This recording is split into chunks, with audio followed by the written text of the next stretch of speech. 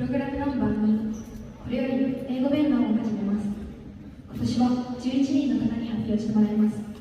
しっかりと耳を傾けて聞きましょう。それではお願いします。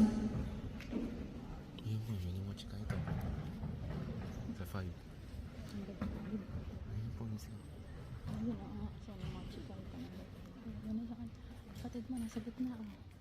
Pasok mo, anak. We are going to give you 11 speakers. So this is the speaker is title Yamaguchi. The title is Writing. Please. Hello everyone. Today I'm going to talk about writing. I want to write. I want to get good at writing. I'm quite good at anything literature, though I say I like reading. I actually like watching more. I like watching things. I enjoy watching shows. I like how they make me feel emotions.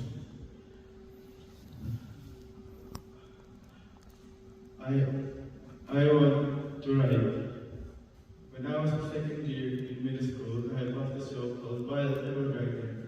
It's a show that I really relate to.